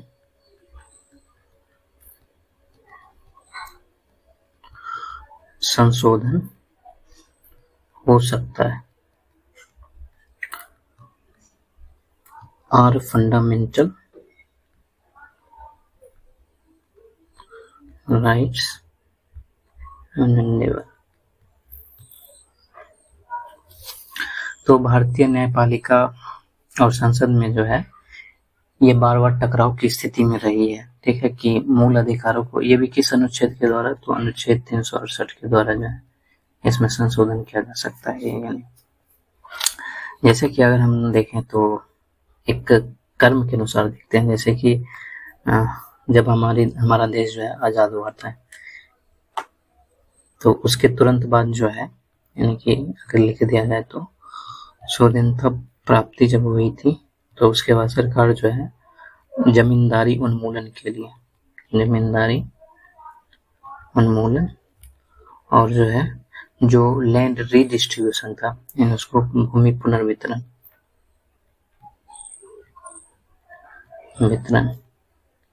लैंड रीडिस्ट्रीब्यूशन, तो इनकी भूमि सुधार कह सकते हैं, भूमि सुधार।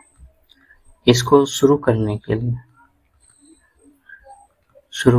लिए और जो भूमिपतियों के पास जो अधिकतम सीमा से जो अधिक भूमि का जो अधिग्रहण करने की शुरुआत थी, तो उसमें जो है सर्वोच्च न्यायालय में यह याचिका दायर किया गया था कि संपत्ति का अधिकार भारतीय संविधान में मूल अधिकार है, यानी ठीक है, और राज्य के नीति निर्देशक तत्वों में उल्लिखित समाजवादी उद्देश्यों के प्राप्ति के लिए मूल अधिकार को छीना जाना असंवैधानिक है। यानी कि न्यायालय में क्या प्रश्न किया गया था, कि ये प्रश्न दायर किया गया था सर्वोच्च न्यायालय में, प्रश्न कि संपत्ति का अधिकार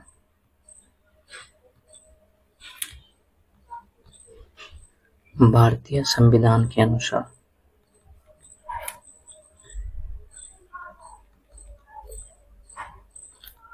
मूल अधिकार है और राज्य के, क्योंकि जो भूमि सुधार लागू किया जा रहा था वो राज्य के नीति निर्देशक तत्वों का हिस्सा है, नीति निर्देशक तत्वों में उल्लेखित समाजवादी उद्देश्यों की प्राप्ति के लिए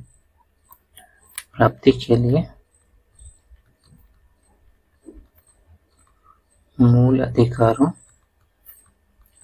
को छीना जाना असंवैधानिक है। ये प्रश्न था और ये याचिका जो है सर्वोच्च न्यायालय में दायर किया गया था, और इसी के उत्तर में भूमि सुधारों को लागू करने के उद्देश्य से संसद जो है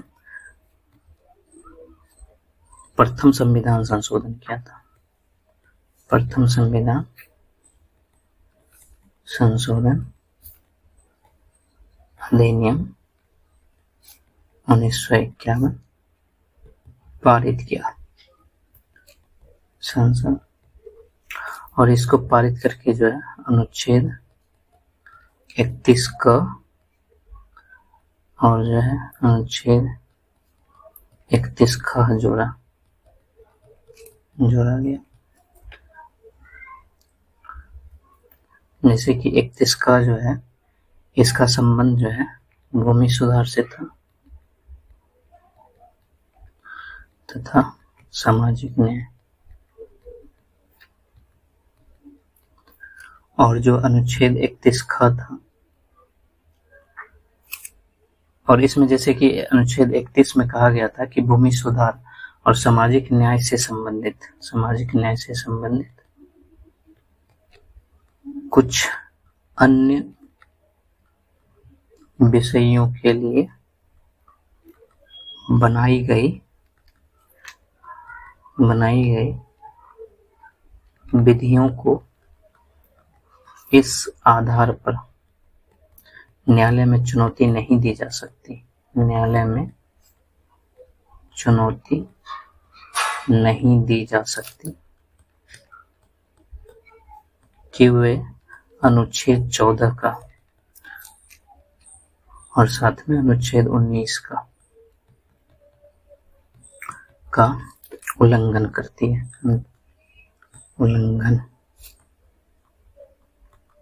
उल्लंघन करती है।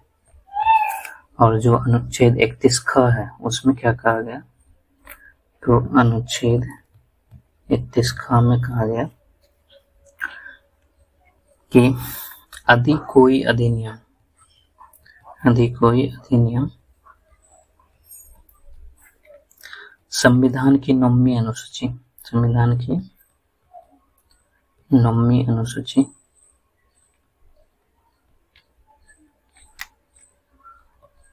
9th शेड्यूल में सम्मिलित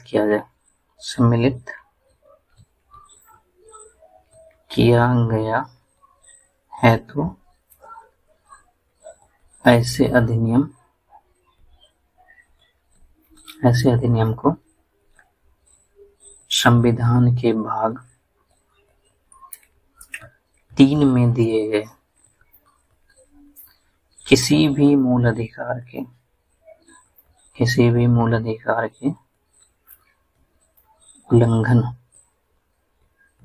उल्लंघन के आधार पर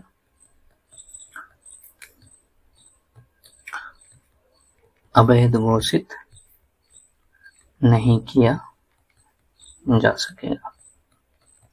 ये जो है किया गया था। और जो प्रथम संविधान संशोधन था उसी के मामले में जो है शंकरी प्रसाद बनाम भारत संघ मामला जो है, यानी जो 1951 का मामला था, उसमें जैसे कि यहाँ पर हम उस केस की चर्चा करते हैं, शंकरी प्रसाद वर्सेस इंडियन यूनियन यानी भारत संघ 1951, शंकरी प्रसाद बनाम भारत संघ। इसमें जो है प्रथम संविधान संशोधन की वैधता को चुनौती दिया गया था। प्रथम संविधान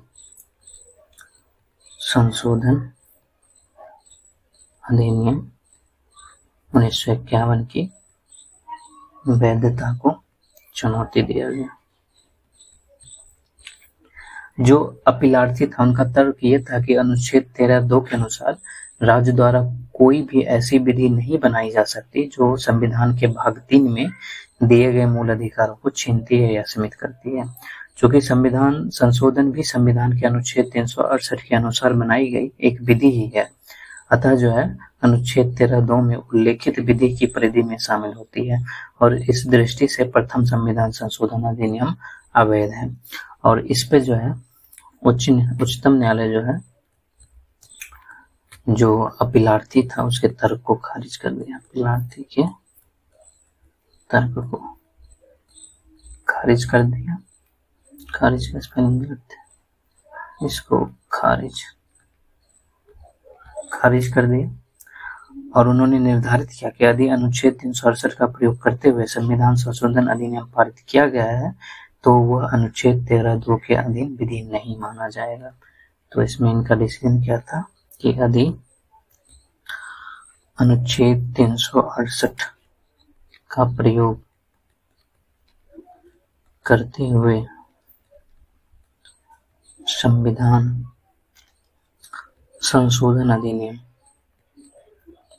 संशोधन अधिनियम पारित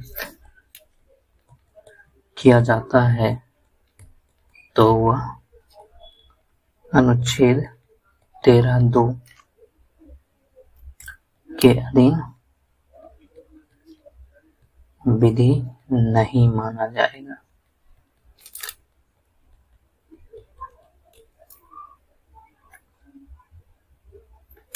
और इनका कहना यह भी था कि जो अनुच्छेद 13(2) है इसका संबंध सामान्य विधि से, सामान्य विधियों से, यानी कि इसका संबंध जो है अनुच्छेद 368 के तहत संशोधन विधियों से नहीं है। तो दूसरे शब्द में ये कहा जा सकता है कि सामान्य विधि से मूल अधिकारों में संशोधन नहीं किया जा सकता, लेकिन अनुच्छेद 368 के अधीन संवैधानिक विधियों द्वारा मूल अधिकार में संशोधन किया जा सकता है। निष्कर्ष क्या निकला कि सामान्य विधियों से मूल अधिकारों में संशोधन नहीं किया जा सकता,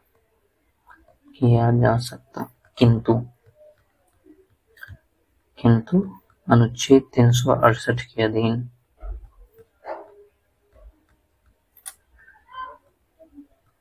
संवैधानिक विधियों द्वारा, यानी संशोधन द्वारा, संवैधानिक विधियों द्वारा मूल अधिकारों में संशोधन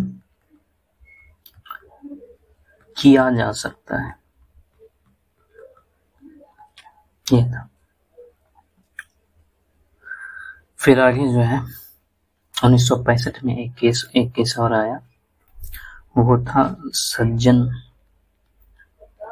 सिंह बनाम राजस्थान राज्य। ये 1965 का केस था।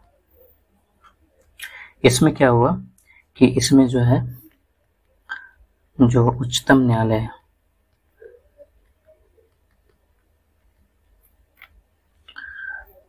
वो 3:2 के बहुमत से उच्चतम न्यायालय जो है वो शंकरी प्रसाद मामले को उचित माना।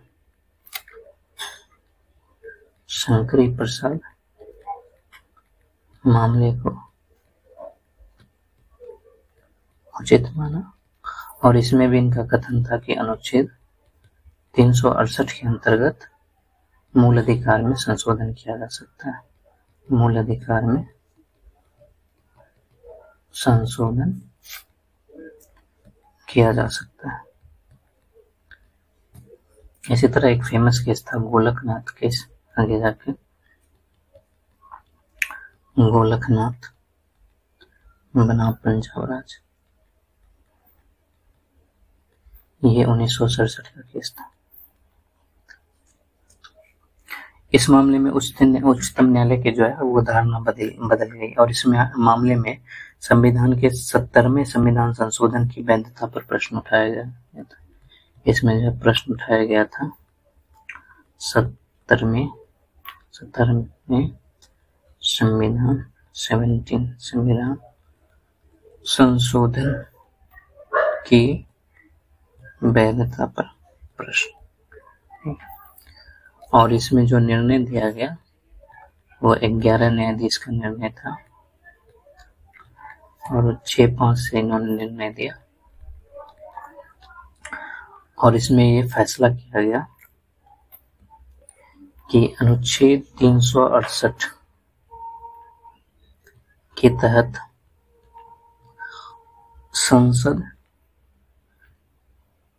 संसद को यह शक्ति नहीं है कि वह मूल अधिकारों को छीन सके या न्यून कर सके। वह मूल अधिकारों को छीन सके या न्यून कर सके। यानी कि पहले जो है उन्होंने बोला कि इसमें संशोधन किया जा सकता है, लेकिन इसमें जो है कहा गया कि नहीं किया जा सकता।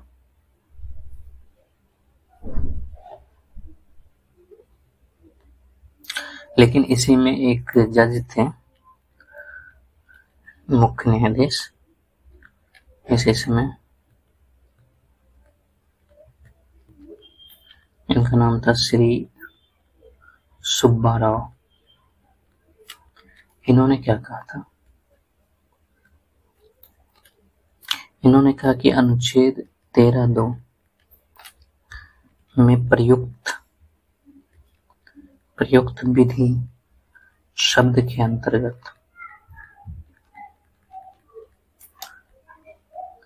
सभी प्रकार की विधियां सम्मिलित हैं।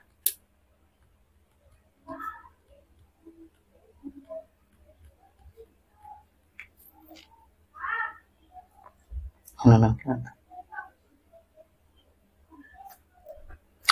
और न्यायालय को उस समय ये भी समस्या था, क्योंकि पहले जो न्यायालय ये बात कह चुका था कि मूल अधिकार में संविधान संशोधन नहीं किया जा सकता, और अभी कह रहा है कि पहले कह चुका था कि मूल अधिकारों में संविधान संशोधन किया जा सकता है और अभी कहा जा रहा है कि मूल अधिकारों में संविधान संशोधन नहीं किया जा सकता। तो अगर ये प्रभाव जो है भूतलक्षी प्रभाव से लागू यानी पहले से लागू हो गया तो उस दौरान जो है बहुत सारे अधिनियम जो 1950 के से 1967 के दौरान बने थे वो सारे अधिनियम जो है अवैध हो जाएंगे। तो इससे बचने के लिए उन्होंने एक सिद्धांत लाया। उस सिद्धांत को कहा गया भविष्य लक्षी निर्णय का सिद्धांत।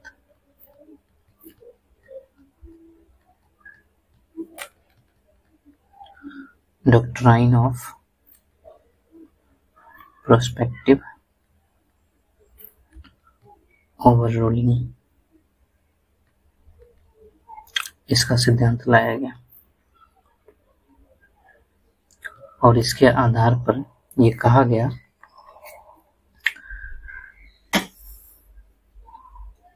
कि गोलकनाथ मामले के निर्णय द्वारा वे संशोधन अधिनियम खारिज नहीं किए गए। वे संशोधन अधिनियम खारिज नहीं किए गए जो उससे पहले किए गए थे, जो उससे पहले बन गया था। लेकिन इस बात से ये भी स्पष्ट हुआ कि भविष्य में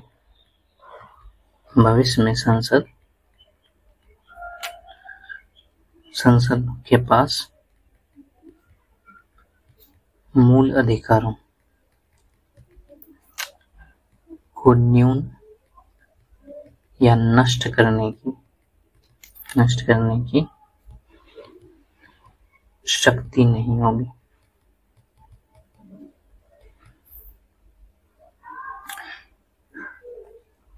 अब उस समय के जो प्रधानमंत्री थे वो श्रीमती इंदिरा गांधी के 1971 में जो है उन्होंने चुनाव जीता। चुनाव जीतने के तुरंत पश्चात जो है श्रीमती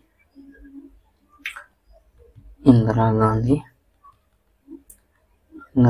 सरकार इन्होंने संसद में जो है 24वें संविधान संशोधन अधिनियम पारित किया। संविधान संशोधन अधिनियम 1971 पारित किया और इसके माध्यम से जो है अनुच्छेद 13 के अंतर्गत अनुच्छेद 13(4) जोड़ा गया। और अनुच्छेद 13(4) में क्या लिखा गया? इसमें यह लिख दिया गया कि अनुच्छेद 13 की कोई भी बात अनुच्छेद 359 के अंतर्गत होने वाले किसी भी संविधान संशोधन पर लागू नहीं होगा। यानी नाले का जस्ट अपोजिट, यानी कि अनुच्छेद 13 के अंतर्गत ठीक है की गई कोई भी बात अनुच्छेद 368 के अंतर्गत होने वाले किसी भी संविधान संशोधन पर लागू नहीं होगी। इस संशोधन के माध्यम से अनुच्छेद 368 में भी एक नया खंड जोड़ा गया और जो है अनुच्छेद 368 में एक नया खंड कौन था? 368(3) था। और इसमें क्या लिखा गया? इसमें भी यही सेम बातें जो है लिखी गई। और इसके अलावा जो है संसद जो है 1971 में संसद में ही 25वां संविधान संशोधन अधिनियम 25वां संशोधन अधिनियम 1971 में ही अधिनियम 1971 पारित किया। और इसमें क्या लिख दिया गया? इसमें स्पष्ट किया गया कि अधिसंसद अनुच्छेद 39 ख या अनुच्छेद 39 ग को प्रभावी बनाने के लिए कोई कानून बनाती है तो उसे इस आधार पर अवैध नहीं ठहराया जाएगा, आधार पर अवैध नहीं ठहराया जाएगा कि वह अनुच्छेद 14, 19 या 31 में दिए गए मूल अधिकारों को सीमित करती है, करता है। ये जो है 1971 तक चला। फिर आगे जाके जो है 1973 में एक प्रसिद्ध केस हुआ जिसका नाम था केशवानंद भारती बनाम केरल राज्य। ये 1973 का था और इसमें न्यायालय में जो है अभी तक की सबसे अधिक न्यायाधीशों की बेंच बैठी, जिसमें 13 न्यायाधीशों की न्यायपीठ बेंच गठित की गई और इन्होंने जो है अपना निर्णय जो है 7-6 के बहुमत से सुनाया।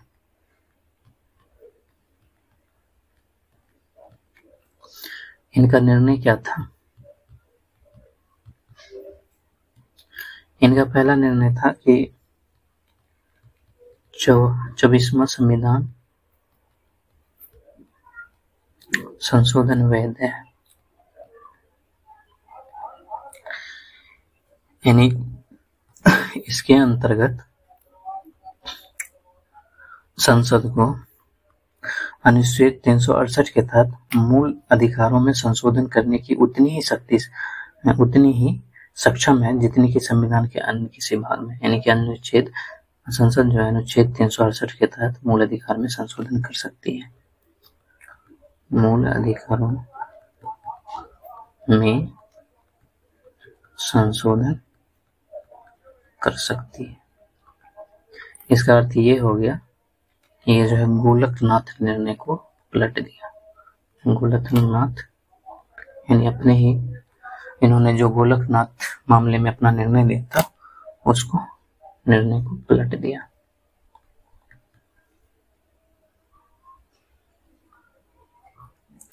दूसरा इन्होंने निर्णय में संविधान में आधारभूत ढांचे का सिद्धांत दिया, बेसिक स्ट्रक्चर, इसका सिद्धांत दिया गया। इन्होंने कहा कि संसद संविधान का संशोधन करके संविधान के आधारभूत ढांचे को प्रभावित नहीं कर सकती है। वो संविधान के आधारभूत ढांचे को ना तो काट छांट सकती है ना ही नष्ट कर सकती है। यानी कि इससे यह बात स्पष्ट हो गया कि इस निर्णय के माध्यम से उच्चतम न्यायालय ने संविधान के आधारभूत ढांचे की धारणा, जिसको हम लोग क्या कह सकते हैं, doctrine of the basic structure of constitution, इसकी धारणा जो है प्रस्तुत की।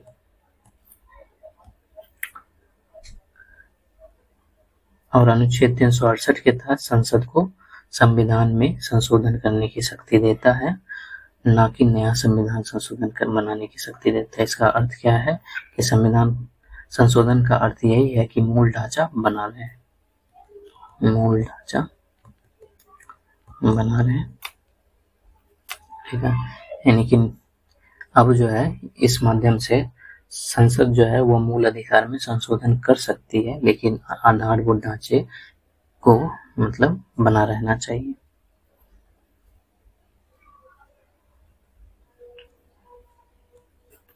हम देखते हैं आगे।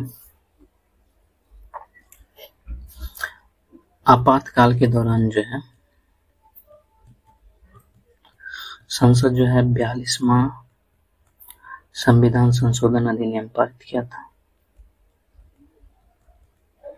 यह केशवानंद भारती 1973 में था और 75-76 में ये केस आया, अधिनियम पारित किया था। 42वां संविधान संशोधन अधिनियम 1976 ये लागू किया और ये अभी तक का सबसे व्यापक संविधान संशोधन है। सबसे व्यापक, सबसे बड़ा संविधान संशोधन। और इसके द्वारा जो है संविधान में अनुच्छेद 368 में खंड 4 और खंड 5 को जोड़ा गया और उसमें कहा गया कि संविधान में संशोधन करने की संसद की शक्ति पर किसी भी प्रकार का कोई निर्बंधन नहीं होगा। ठीक है, यानी अगर इसमें अनुच्छेद 368(4) देखें तो इसमें कहा गया कि संसद द्वारा किए गए किसी भी संविधान संशोधन को किसी भी न्यायालय में किसी भी आधार पर प्रश्नगत नहीं किया जा सकेगा। और अनुच्छेद 368(5) में क्या कहा गया? इसमें कहा गया कि संविधान में संशोधन करने की संसद की शक्ति पर किसी भी प्रकार का कोई निर्बंधन नहीं होगा। ये चीजें कहा गया और आगे जाके न्यायालय में फिर वापस एक केस आया जिसको मिनर्वा मिल्स बनाम भारत संघ मामला, ये 1980 का केस था। इसमें न्यायालय जो है जो अनुच्छेद 368(4) है और अनुच्छेद 368(5) है इसको असंवैधानिक घोषित कर दिया, यानी अवैध घोषित कर दिया।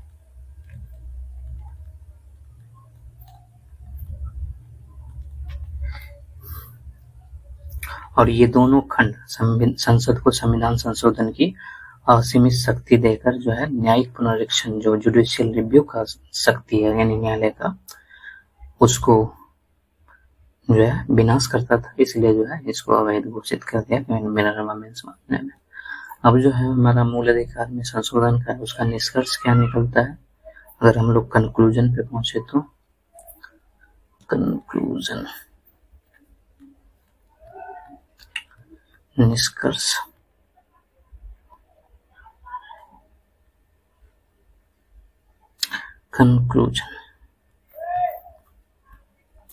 कंक्लूजन ये निकलता है कि संसद जो है वो मूल अधिकार में संशोधन कर सकती है।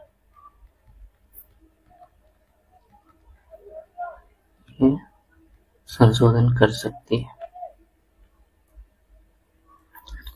लेकिन जो है आधारभूत लक्षण का सिद्धांत विद्यमान रहना चाहिए,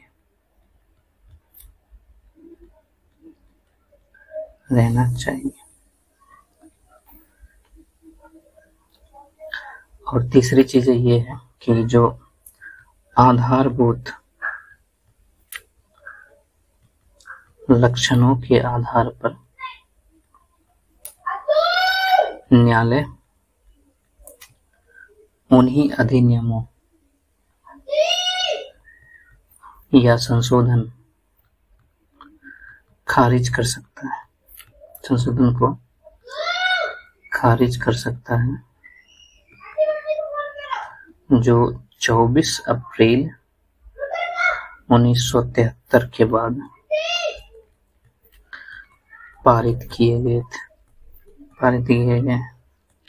इसका अर्थ ये हुआ कि जो आधारभूत लक्षणों का सिद्धांत है वो भूतलक्षी प्रभाव से लागू नहीं होगा। भूतलक्षी प्रभाव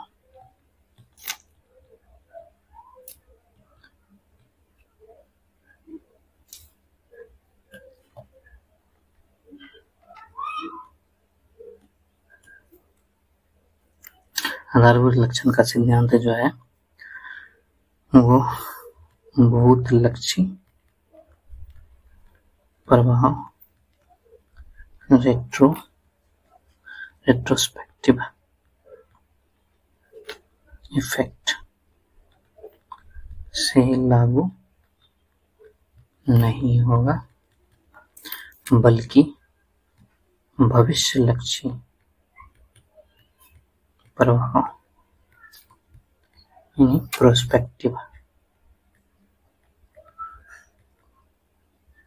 इफेक्ट से लागू किया गया है।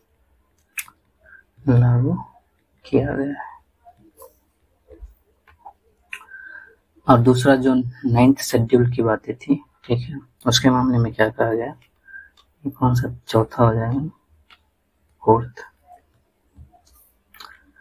यदि मूल अधिकार का कोई संशोधन 9वीं अनुसूची में शामिल कर लिया जाए, ठीक है, 9वीं अनुसूची, तो न्यायालय जो है इसका न्यायिक पुनरीक्षण कर सकता है।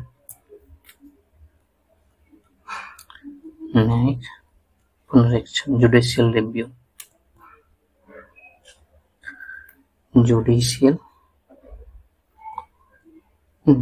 कर सकता है, लेकिन इसमें भी जो है 24 अप्रैल 1973 के बाद वाले का कर सकता है, के बाद 9वीं अनुसूची में शामिल किए जाने वाले किसी भी विषय पर न्यायालय न्यायिक पुनरीक्षण कर सकता है। आज हम लोग यहीं तक रखते हैं, फिर हम जो है आगे पार्ट 2 देखेंगे इसका।